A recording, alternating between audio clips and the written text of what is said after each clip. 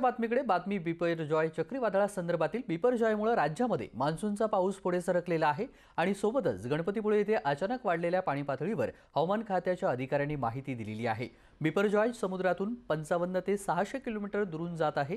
ते गुजरातला धडकणार आहे। मात्र मुंबईत वाऱ्याचा वेग ताशी 55 ते 60 किलोमीटर असणार आहे। गणपतीपुळे येथे हाय अलर्ट आणि चक्रीवादळाचा प्रभाव होता असं त्यांनी सांगितलंय।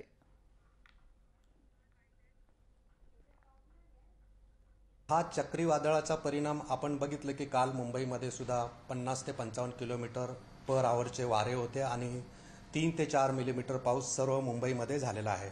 तर ह्याचा जो इफेक्ट आहे पुढच्या 48 तासासाठी सुद्धा असाच इफेक्ट राहणार आहे। जोपर्यंत हे नॉर्थला सरकत नाही तोपर्यंत आपल्याला हा विंड स्पीड आणि पुढच्या 2 दिवसासाठी सुद्धा मुंबई आणि आसपासच्या ठिकाणी लाईट थंडरस्टॉर्म ॲक्टिव्हिटी आणि मॉडरेट पाऊस येण्याची शक्यता आहे। लोकशाही मराठी ऐका, पहा, जागरूक रहा।